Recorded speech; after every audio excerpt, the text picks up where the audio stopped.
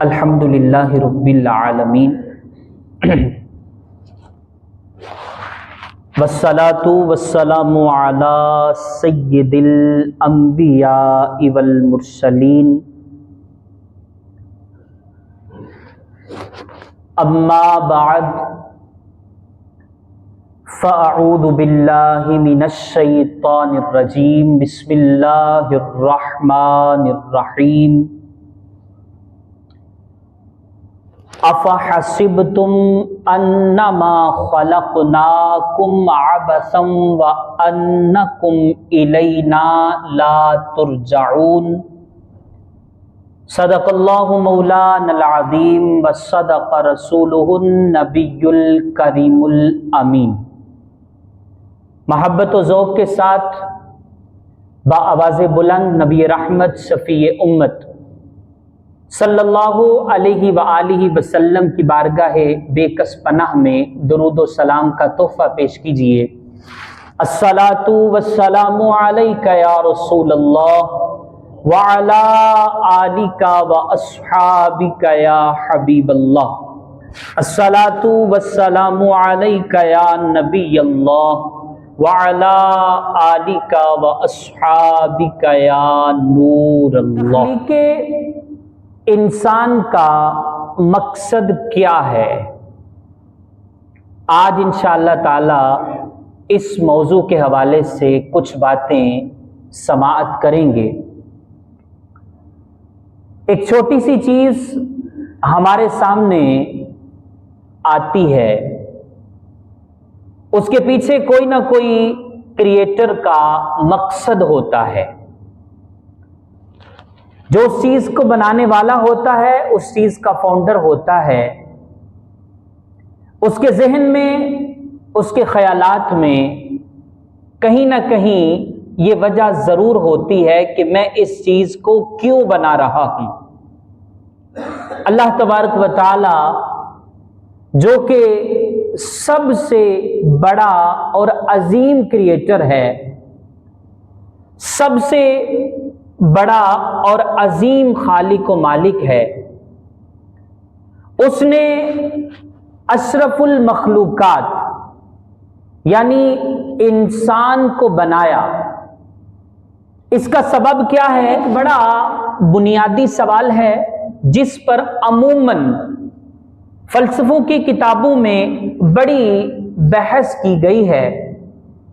دنیا کے بڑے بڑے دانشور، بڑے بڑے فلاسفر، بڑے بڑے اسکالرز، تعلیم یافتہ انسان اس سوال کا جواب تلاش کرتے رہے۔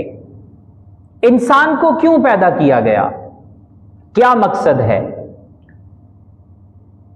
ہم قرآن مجید فرقان حمید کا مطالعہ کرتے ہیں، اس سوال کا جواب قرآن مجید فرقان حمید میں 20 جگہوں پر ہمیں مل جاتا ہے۔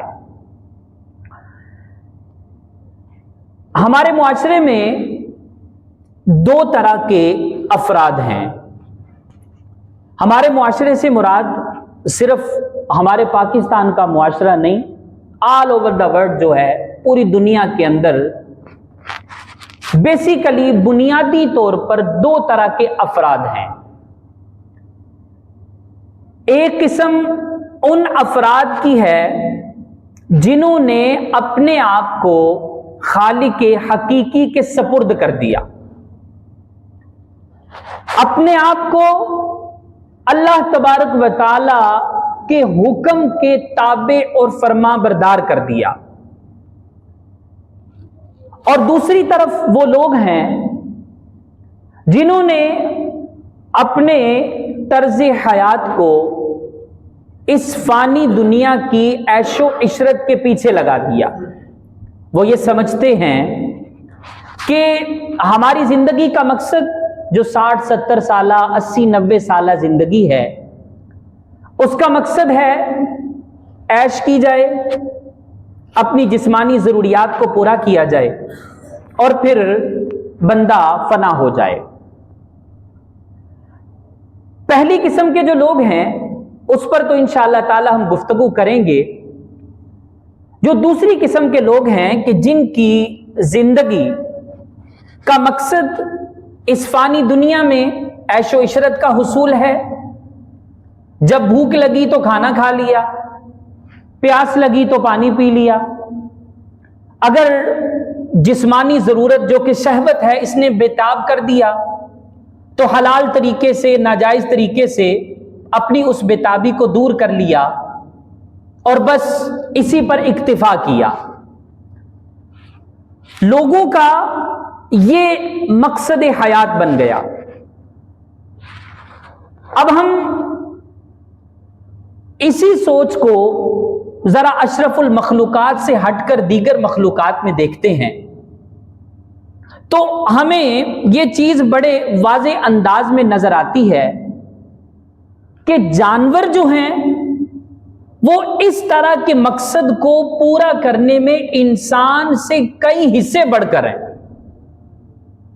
ان کا بھی یہی کام ہے، جب ان کو بھوک لگتی ہے تو چارہ کھا لیتے ہیں، جب ان کو جو ہے نا وہ اندر کی وہ جو کیفیت ہوتی ہے، شہوانی کیفیت ہے، وہ جب ان کو ان کے جوش کو ابھارتی ہے تو وہ اس بےتابی کو پورا کر لیتے ہیں اور پھر اس کے بعد آخر میں فنا ہو جاتے ہیں. ہم اگر تھوڑا سا ریئلائز کریں تو ہمیں ایسے لوگ جانوروں سے بھی نیچے والے درجے میں نظر آتے ہیں، کیونکہ جانور انسان سے زیادہ خوراک کھاتا ہے، جانور انسان سے زیادہ جو ہے وہ لحاظ نہیں رکھتا. تو یہ دو طرح کے لوگ ہمیں اس وقت معاشرے کے اندر سمجھنے کو اور دیکھنے کو ملتے ہیں. جن لوگوں کا اس طرح کا مقصد ہوتا ہے کہ وہ اپنی زندگی کو خواہشات کی تکمیل پر بس سمجھتے ہیں، اس کا ایک بنیادی سبب یہ ہوتا ہے کہ ان کو اپنی تخلیق کا سبب پتہ نہیں ہوتا. ہمیں اس دنیا میں کیوں بھیجا گیا؟ وہ اس سبب سے یا تو لا علم ہوتے ہیں یا پھر اس سبب کی طرف توجہ کرنا ہی گوارا نہیں کرتے. زندگی پھر آہستہ آہستہ حیوانیت کی سمت ایسے لوگوں کی جانا شروع ہو جاتی ہے، اور پھر ایک وقت وہ بھی آتا ہے کہ یہی بندہ جو کہ اشرف المخلوقات تھا، کہ جس کو اللہ رب ذوالجلال نے مسجود ملائکہ بنایا تھا، یہ بندہ حیوان سے بھی بدتر ہو جاتا ہے. یہ ایسے انسان کی زندگی ہے جس نے اپنی زندگی کے مقصد کو یاد نہ رکھا. اب ہم دوسری طرف چلتے ہیں. وہ بندہ کہ جس نے اپنے آپ کو خالق کائنات کی رضا کے حوالے کر دیا، جس نے اپنے آپ کو رب ذوالجلال کے تابع اور فرما بردار بنا دیا، اللہ تبارک و تعالی نے اس کو وہ مقام عطا فرمایا، وہ رتبہ اور معاشرے کے اندر وہ مرتبہ عطا فرمایا کہ بسا اوقات فرشتے بھی اس مرتبے پر پہنچنے کی دعائیں کرتے ہیں. یہ وہ بندہ ہے جس نے اپنے آپ کو اللہ رب ذوالجلال کے سپرد کر دیا. قرآن مجید فرقان حمید میں اللہ رب ذوالجلال ارشاد فرماتا ہے، افحسبتم انما خلقناکم عبثا وانکم الینا لا ترجعون. کیا تم یہ گمان کرتے ہو کہ تمہیں بیکار بنا دیا گیا اور تمہیں ہماری جانب پلٹنا نہیں؟ یہ یاد رکھیے گا، یہ ایک سوال فار لرننگ نہیں ہے. یہ کویسچن کی اگر ہم اقسام پڑھیں تو اس کے اندر ایک ریٹوریکل کویسچن بھی آتا ہے. اس کا مطلب یہ ہوتا ہے کہ ایک صورت بنانے کے لیے، ایک راز بتانے کے لیے، ایک نکتہ بتانے کے لیے ایک سوال کیا جاتا ہے. اس کو مثال کے طور پر ہم یوں بھی سمجھ سکتے ہیں، جیسے مثال کے طور پر سخت سردی آ جائے، بندہ یہ کہتا ہے کہ سردی کب ختم ہوگی. اس کا مطلب یہ نہیں ہوتا کہ مجھے ایگزیکٹ ڈیٹ بتائی جائے، نہیں، اس کا مقصد یہ ہوتا ہے کہ یہ سردی ختم ہونی چاہیے، ایک نکتہ اس کا بنانا ایک مقصد ہوتا ہے. تو یہ ایک ریٹوریکل کویسچن ہوتا ہے جس کا ایک مقصد ہوتا ہے. اب یہاں پر بھی اللہ تبارک و تعالی نے انسان کو اس کے خودی سے آگاہ کرنے کے لیے یہ سوال کیا اس سے، اور اس سے یہ پوچھا کہ کیا تم یہ سمجھتے ہو کہ تمہیں بیکار بنا دیا گیا؟ نہیں، تمہیں ہماری طرف پلٹ کر آنا ہے. اور قرآن مجید فرقان حمید میں اللہ رب ذوالجلال نے کئی ایک مقامات پر اس چیز کو بیان کیا. تخلیق انسانی کا مقصد کیا ہے؟ اللہ رب ذوالجلال نے بیان کیا. اللہ تعالیٰ نے انسان کو اس لیے تخلیق فرمایا، انسان کی تخلیق کا مقصد یہ بنایا تاکہ تم میں کون زیادہ اچھے اعمال کرتا ہے اس چیز کی پہچان ہو سکے. اور پھر سورہ زاریات کے اندر آیت نمبر 56 میں اللہ تعالیٰ نے ارشاد فرمایا وَمَا خَلَقْتُ الْجِنَّ وَالْإِنسَ إِلَّا لِيَعْبُدُونَ، میں نے انسان اور جن کو اس لیے پیدا فرمایا کہ وہ میری بندگی کرے. اب یہاں پر یہ ایک معروف معنی ہے جو عمومی طور پر کیا جاتا ہے، لیکن امام فخر الدین رازی رحمت اللہ تعالی علیہ نے تفسیر کبیر کے اندر اس کا ایک اور مطلب بیان کیا. وہ مطلب کیا ہے؟ امام رازی رحمت اللہ تعالی علیہ فرماتے ہیں وَمَا خَلَقْتُ الْجِنَّ وَالْإِنسَ إِلَّا لِيَعْبُدُونَ کا ایک مطلب یہ ہے، اللہ تعالیٰ ارشاد فرما رہا ہے کہ میں نے جنوں اور انسانوں کو اس لیے پیدا کیا تاکہ وہ مجھے پہچانے، میری معرفت حاصل کرے. اور اس کا ثبوت ہمیں حدیث نبوی سے بھی ملتا ہے. اللہ پاک کے نبی صلی اللہ علیہ وسلم ارشاد فرماتے ہیں کہ اللہ پاک ارشاد فرماتا ہے کہ میں ایک مخفی خزانہ تھا، کنت کنزا مخفیہ، تو پھر میں نے ارادہ کیا کہ میں پہچانا جاؤں. تو یہ ایک انسانی تخلیق کا مقصد ہے کہ انسان اللہ رب ذوالجلال کی معرفت حاصل کرے. یہ بات ذہن میں رکھیے گا، کائنات کے اندر چھوٹی سے چھوٹی چیز بھی ہے، اللہ رب ذوالجلال نے اس چیز کو بے مقصد پیدا نہیں کیا. اس کی کریشن کے پیچھے کوئی نہ کوئی سالڈ ریزن ہے، کوئی نہ کوئی سبب ہے کہ جس کی بنا پر اللہ تعالیٰ نے انسان کو پیدا کیا. آپ دیکھیے انسان ہے، وہ کوئی چیز بناتا ہے تو اس کے پیچھے کوئی نہ کوئی ریزن ہوتی ہے. اب مثال کے طور پر دیکھیے کارپینٹر ہے، ایک بڑائی ہے، اس نے یہ ڈائز بنایا، اس کے ذہن میں ایک ریزن تھی، ایک وجہ تھی کہ بھئی کوئی بھی سپیکر جو ہے، کوئی بھی گفتگو کرنے والا جو ہے، کوئی بھی خطیب یا واعظ ہے، وہ اس کے اوپر کتاب رکھ کے یا اس کے اوپر مائک رکھ کے اس کے سامنے کھڑے ہو کے لوگوں کو واعظ کرے گا، لوگوں کو لیکچر دے گا. تو یہ کیسے پوسیبل ہو سکتا ہے کہ وہ جو ہے نا سب سے بڑا کریٹر ہے، وہ جو سب سے بڑا خالق و مالک ہے، وہ انسان کو پیدا کر دے اور اس کا کوئی مقصد ہی نہ ہو؟ ضرور انسان کو پیدا کرنے کا مقصد ہے، اور وہ مقصد میں نے عرض کر دیا کہ انسان کو پیدا کرنے کا مقصد یہ ہے کہ انسان کائنات کے اندر غور و فکر کر کے اللہ رب ذوالجلال کو پہچاننے کی جو ہے نا کوشش کرے. ہمارے ہاں لوگوں نے شریعت، دین، مذہب صرف چند رسومات کو قرار دے دیا ہوا ہے کہ جناب یہ جو ہے نا وہ شریعت ہے. جب بھی شریعت کا نام لیا جاتا ہے لوگوں کے ذہن کے اندر ایک یہ صورت آ جاتی ہے، نماز، روزہ، حج، زکوٰۃ. یہ ایک لوگوں کے سامنے صورت آ جاتی ہے کہ جناب یہاں تک شریعت محدود ہے. نہیں، یہ بات ذہن میں رکھیے گا، شریعت ایک سسٹم کا نام ہے، شریعت ایک نظام کا نام ہے. جب بھی شریعت کے نفاذ کی بات کی جاتی ہے تو بہت سارے لوگ ہیں جو کہ گور کر دیکھنے لگ جاتے ہیں. جب شریعت آئے گی تو پھر لوگوں کو جلد از جلد انصاف ملنا شروع ہو جائے گا. جب شریعت کا نفاذ ہوگا تو پھر لوگوں کو کورٹ کچہریوں کے دھکے نہیں کھانے پڑیں گے. جب شریعت کا نفاذ ہوگا تو پھر لوگوں پر بیجا ٹیکسز نہیں لگائے جائیں گے. شریعت ایک سسٹم کا نام ہے. اب ہماری ذمہ داری یہ ہے کہ ہم اس سسٹم کو سمجھنے کی کوشش کریں. ہم اس لفظ کو ایک جس طرح ہمارے معاشرے کے اندر جو ہے نا وہ کچھ ایسے بھی لا علم اور نا سمجھ لوگ ہیں، سیکولر اور لبرل طبقہ ہے، وہ اس لفظ کو ایک گالی کے طور پر استعمال کرتا ہے کہ جناب جب شریعت نافذ ہوگی تو پھر وہی لڑائیاں جھگڑے۔ نہیں، ایسا نہیں ہے، یہ کم علمی ہے، یہ لا علمی ہے۔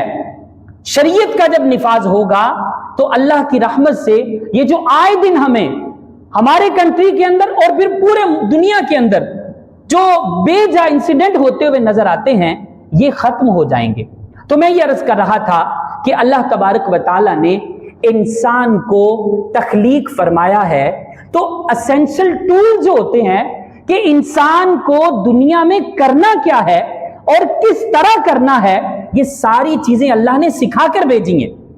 آپ دیکھیے اللہ تبارک و تعالی نے جب فرشتوں کو ارشاد فرمایا تھا وَإِذْ قَالَ رَبُّكَ لِلْمَلَائِكَةِ إِنِّي جَاعِلٌ فِي الْأَرْضِ خَلِيفَةً، جب رب تعالیٰ نے فرشتوں کو ارشاد فرمایا کہ میں دنیا میں اپنا ایک نائب بنانے والا ہوں، تو فرشتوں نے آگے سے کیا کہا؟ قالوا، انہوں نے کہا أَتَجْعَلُ فِيهَا مَن يُفْسِدُ فِيهَا وَيَسْفِكُ الدِّمَاءَ وَنَحْنُ نُسَبِّحُ بِحَمْدِكَ وَنُقَدِّسُ لَكَ۔ فرشتوں نے عرض کیا مالک کریم تو زمین میں ایسے کو اپنا نائب بنائے گا جو زمین میں خون ریزی کرے گا، جو زمین میں نا انصافی پھیلائے گا، جو زمین میں فساد پھیلائے گا۔ اللہ تبارک و تعالی نے ارشاد فرمایا، اللہ تعالی ارشاد فرماتا ہے اے فرشتو جو میں جانتا ہوں وہ تم نہیں جانتے۔ یہی وہ انسان ہوگا، ایک وقت ایسا آئے گا کہ اس کے پاس سب کچھ ہوگا، باوجود قدرت کے یہ اپنی ذات پر ہونے والے ظلم کو معاف کر دے گا۔ اتنے عظیم اوصاف میں انسان کو دے کر بھیجوں گا۔ تو پھر آگے جو مکالمہ ہوا تھا اللہ تبارک و تعالیٰ کا اور فرشتوں کا، فرشتوں نے یہی اپنا جو ہے نا وہ مدعا رکھا تھا، مالک کریم تو ایسے کو اپنا نائب اور خلیفہ بنا رہا ہے کہ جو خون ریزی کرے گا، جو فساد پھیلائے گا۔ اللہ تبارک و تعالیٰ نے پھر اس بات کا اظہار فرمایا، بہت سارے نام حضرت آدم علیہ السلام کو سکھا دیے جن کا فرشتوں کو علم نہیں تھا۔ پھر اللہ تعالیٰ نے ارشاد فرمایا فرشتوں کو ان چیزوں کے نام بتاؤ۔ فرشتوں نے عرض کیا مالک کریم ہمیں نہیں پتا ان چیزوں کا نام۔ تو پھر اللہ تبارک و تعالیٰ نے حضرت آدم علیہ السلام کو ارشاد فرمایا کہ اب آپ ان چیزوں کے نام بتائیں۔ حضرت آدم علیہ السلام نے ساری چیزوں کے نام بتا دیے۔ یہ بات ہمیں سمجھنے کو ملتی ہے کہ انسان اس دنیا میں اللہ تعالی کی نیابت کا لباس پہن کر آیا۔ جو احکامات اللہ تبارک و تعالی نے دیے ہیں، انسان کے لیے ضروری ہے کہ وہ ان احکامات کو نہ صرف اپنائے بلکہ ان کا نفاذ کرنے کی بھی کوشش کرے، جبکہ ہمارے ہاں ایسا نہیں ہوتا۔ ایک بہت بڑا طبقہ ایسا ہے جس نے اپنے آپ کو بھلا دیا ہے، اور یہ ایک بات ذہن میں رکھیے گا اور بڑی قابل غور بات ہے، توجہ کے ساتھ سمجھیے گا۔ انسان نے اللہ تبارک و تعالیٰ کو بلا دیا، خدا انسان کو یاد نہیں۔ اب اس کا نتیجہ کیا ہوا؟ قرآن مجید میں سورہ حشر کے اندر اللہ تبارک و تعالیٰ ارشاد فرماتا ہے وَلَا تَكُونُوا كَالَّذِينَ نَسُوا اللَّهَ فَأَنسَاهُمْ أَنفُسَهُمْ، ان لوگوں کی طرح تم نے نہیں ہونا کہ جنہوں نے اللہ کو بلا دیا۔ اب اس کا ریزلٹ کیا ہوا کہ اللہ نے ان کو ان کی ذاتوں سے بلا دیا۔ آپ توجہ کیجئے گا کتنی یہ ایک یوں سمجھیے کہ خطرناک سزا ہے جو انسان کو دی گئی، کہ جب وہ اپنے خالق حقیقی کو بلا دیتا ہے تو انسان اپنی ذات کو بلا دیتا، اس کو پتہ ہی نہیں ہوتا میں کون ہوں۔ اور پھر اس سے بھی بڑی سزا جو ملتی ہے اس کو توفیق ہی نہیں ملتی کہ وہ جانے کہ میں کون ہوں۔ اس چیز کو ہم نے اپنے ذہنوں کے اندر لے کر جانا ہے کہ میں کون ہوں۔ صرف ایک انسان کہ جس کا مقصد غفلت کے اندر 60-70 سالہ زندگی گزار کے قبر کے سپرد ہو جانا، یا کہ جس کا مقصد مسجود ملائکہ ہونا ہے۔ ہم نے اس سوال کو اپنے ذہنوں کے اندر بٹھانا ہے. انسان کی زندگی کا جو مقصد ہے، تخلیق انسانی کا جو مقصد ہے، وہ اللہ تبارک و تعالیٰ کی معرفت ہے.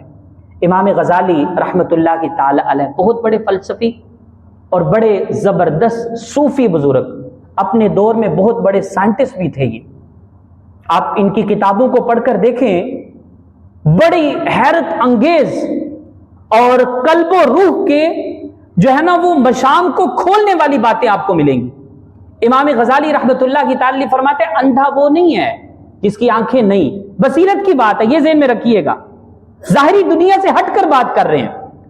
فرماتے ہیں کہ اندھا وہ ہے جو اللہ کی کائنات کو دیکھتا ہے، یہ دن رات کو بدلتے ہوئے دیکھتا ہے، لیکن اس کے اندر غور و فکر نہیں کرتا.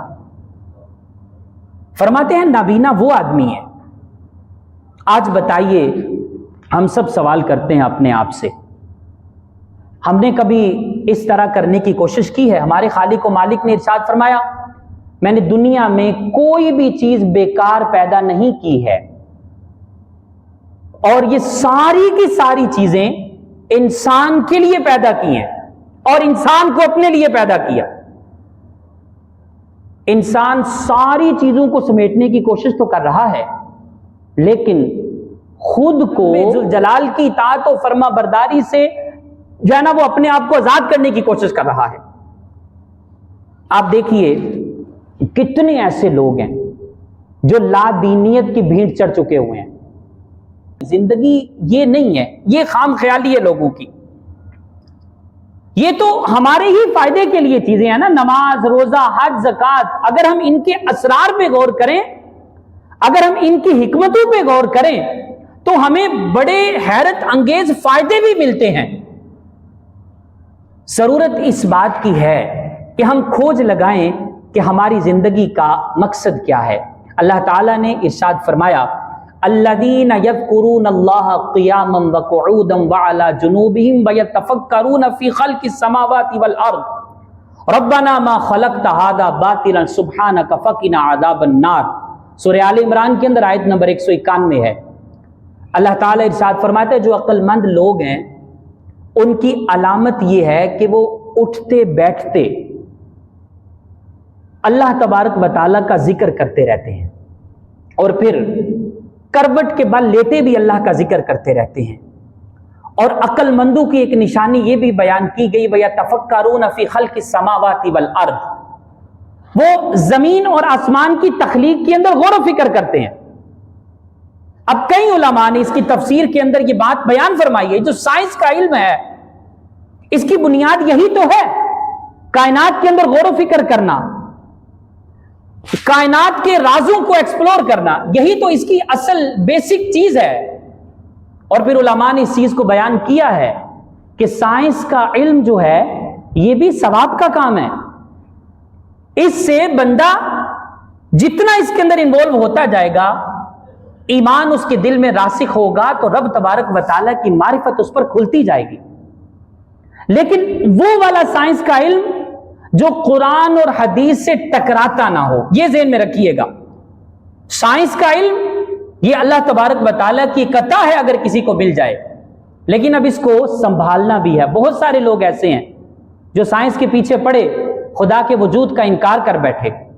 انہوں نے یہ سمجھا کہ جناب یہ جو معاشرہ ہے یہ دو چیزوں پہ کھڑا ہے، ایک اخلاقی اقدار، ایک قانون.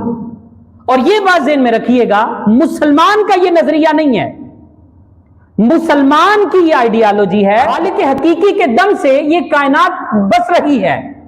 اگر خالق کائنات کو اس کائنات سے نکالیں تو پھر کائنات اپنا وجود ہی کھو بیٹھ گئے.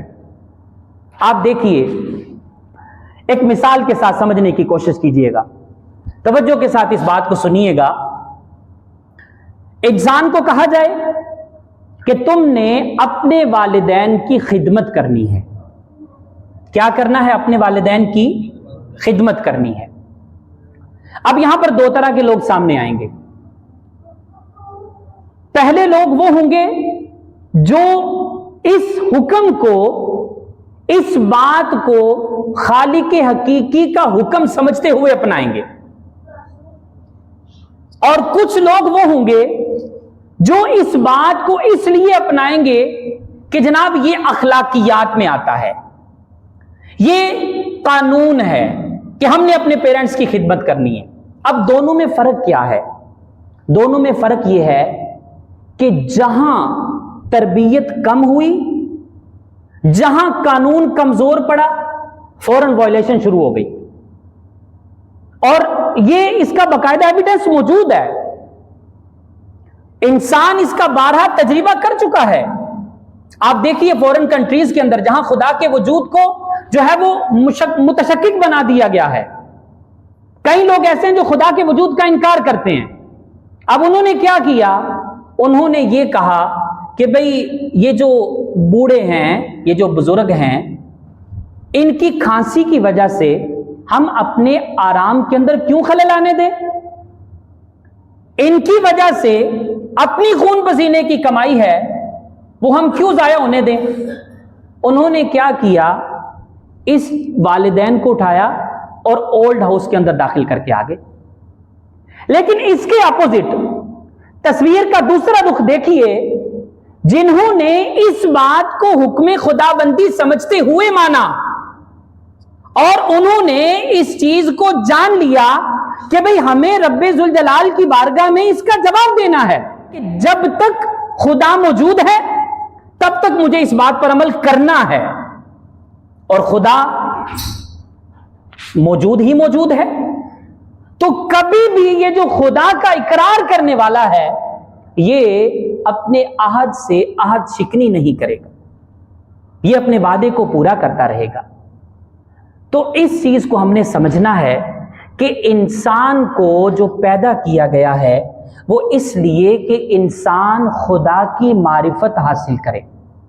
اب خدا کی معرفت کیسے حاصل ہوگی؟ اللہ تعالیٰ نے قرآن مجید میں ایک مقام پر ارشاد فرمایا ہے، مفہوم سنا رہا ہوں، کہ انسان کے اندر اللہ نے دو دل نہیں بنائے، انسان میں ایک ہی دل ہے، اور ایک دل میں یا خدا بسا لو یا دنیا بسا لو۔ اب یہ تمہاری مرضی ہے، ایسا تو نہیں ہو سکتا نا کہ دنیا کا کیچڑ بھی اسی دل کے اندر ہو اور ساتھ میں خدا کی نورانیت بھی اسی دل کے اندر ہو، یہ تو امپوسیبل ہے، نہیں ہو سکتا۔ جب دل ایک ہے تو پھر ایک ہی ذات کا نور توحید اس کے اندر روشن اور جگمگانا چاہیے، اور یہ کب ہوگا؟ جب ہم اپنی دنیا سے ضرورت کے مطابق لیں گے، دنیا کو اپنے اوپر حاوی نہیں ہونے دیں گے۔ میں نے پہلے ایک جملہ عرض کیا تھا کہ خدا کو بلانے کی سب سے خطرناک سزا یہ دی جاتی ہے کہ انسان کو اس کا اپنا آپ بھلا دیا جاتا ہے، انسان کو اپنی ہی پہچان نہیں ہوتی۔ آپ دیکھیے آج مسلمان کے ساتھ یہی تو ہو رہا ہے، مسلمان اپنے آپ کو بھلا چکا ہے، اس کا ماضی کیا تھا، اس کے ماضی کے روشن ستارے کون کون تھے، اس کی دنیا کے اندر کیا مسلمانوں نے کارنامے سر انجام دیے تھے، مسلمان کو پتہ ہی نہیں ہے۔ اور دوسری جانب دیکھیے ٹی وی اینکرز کے بارے میں اس کو سارا پتا ہوگا، ایکٹرز کے بارے میں اس کو سارا پتا ہوگا، کھلاڑی کے بارے میں اس کو سارا پتا ہوگا۔ یہ نتیجہ ہے خدا کو بھلانے کا۔ اقرار تو ہر بندہ یہ کرتا ہے کہ مجھے اپنے رب کی معرفت حاصل کرنی ہے، لیکن جب ثبوت دینے کی باری آتی ہے تو مسلمان اپنے آپ کو پیچھے کر لیتا ہے، چونکہ چنانچہ کی بھینٹ اپنے آپ کو چڑھا دیتا ہے۔ یہ بات یاد رکھیے گا کہ جس کی تنہائی پاکیزہ نہیں ہے، جس کی تنہائی پاکیزہ نہیں ہے وہ خدا کی معرفت حاصل نہیں کر سکتا، کیونکہ آپ کو پتا ہے کہ محبوب سے جو صحیح طریقے سے ملاقات ہو سکتی ہے وہ تنہائی میں ہوتی ہے۔ لوگوں کے رش کے اندر، بھیڑ کے اندر محبوب سے صحیح طریقے سے ملاقات نہیں ہو سکتی۔ بندہ رسمی طور پہ سلام دعا کرتا ہے، راز و نیاز کی باتیں نہیں کر سکتا، لیکن جب تنہائی میں جاتا ہے تو اپنا سارے کا سارا دل اس کے سامنے کھول کے رکھ دیتا ہے۔ اسی طرح انسان کا بھی حال ہے کہ جب تنہائی میں ہوگا اس کے ارد گرد سوشل میڈیا کا جال ہوگا، اس کے سامنے موبائل کے حیا سوز مناظر ہوں گے، تو وہ کیسے خدا کی معرفت حاصل کر سکے گا؟ حضرت سیدنا کعب الاحبار رحمت اللہ کی تعالی بڑی خوبصورت بات ارشاد فرماتے ہیں. وہ ارشاد فرماتے ہیں کہ اگر کسی بندے کو یہ جاننا ہے کہ میں نیک ہوں یا برا ہوں، اگر بندے کو اس چیز کی پہچان کرنی ہے کہ میں نیک ہوں یا برا ہوں، ہم میں سے جتنے یہاں پر مسلمان بیٹھے ہیں، چاہے نوجوان ہیں، چاہے بچے ہیں، چاہے بڑے ہیں، سب کے ذہنوں کے اندر یہ سوال ہو سکتا ہے کہ مجھے کیسے پتا چلے گا میں نیک ہوں یا برا ہوں؟ حضرت کعب الاحبار رحمت اللہ کے تعلق ایک پیمانہ دے رہے ہیں، ایک کسوٹی دے رہے ہیں، اپنے آپ کو اس کے اوپر پرکھ لو. فرماتے ہیں تم نیک ہو یا برے، اس کا اندازہ تم ایسے لگا سکتے ہو، دیکھو کہ تنہائی میں تمہارا کیا کرنے کو دل کرتا ہے. جب تم اکیلے ہوتے ہو، جب تم تنہا ہوتے ہو، تمہارے ارد گرد کوئی بھی نہیں ہوتا، تمہیں کسی کا خوف، کسی کا خطرہ نہیں ہوتا، اس وقت تمہارا کیا کرنے کو دل کرتا ہے، اس سے تمہیں خود ہی پتا چل جائے گا کہ تم نیک ہو یا برے ہو. اب اس کے پیچھے راز کیا ہے؟ وہ راز آپ سب اچھے انداز سے سمجھ چکے ہیں.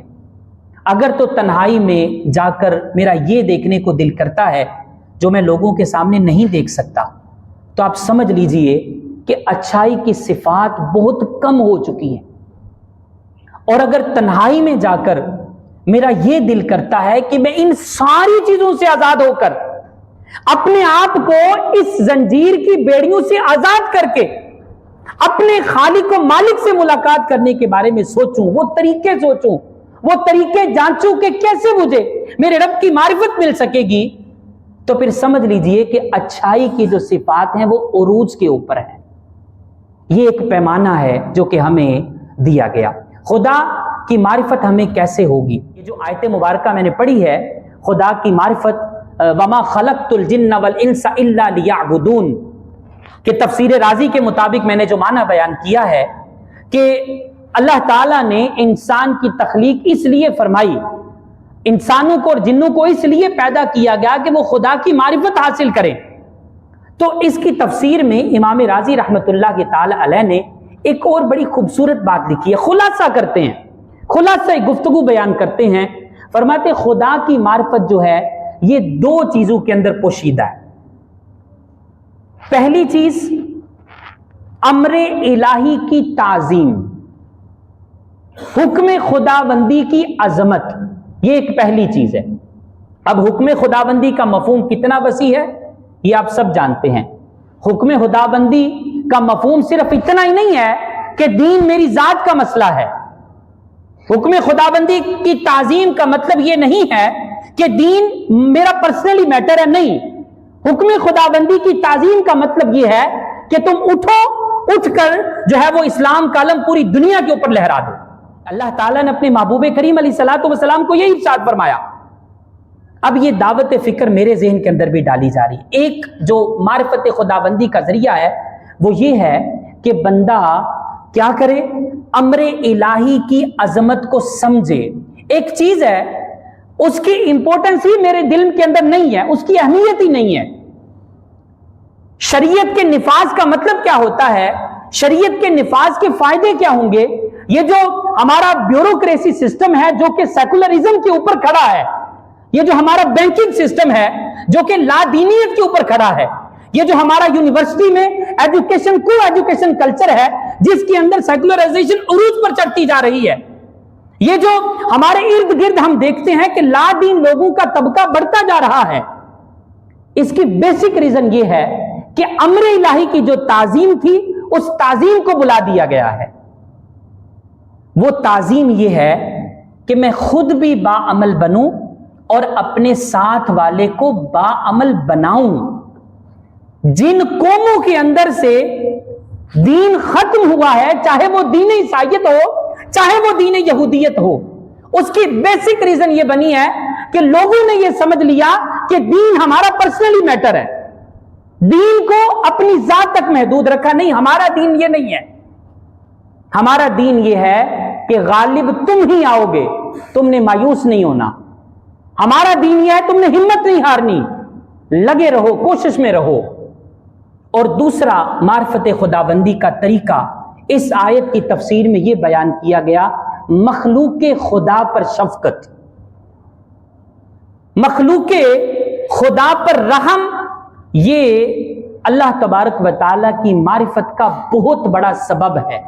اللہ تبارک و تعالیٰ ہم سب کو حقیقی معنوں میں اپنی معرفت حاصل کرنے کی توفیق عطا فرمائے۔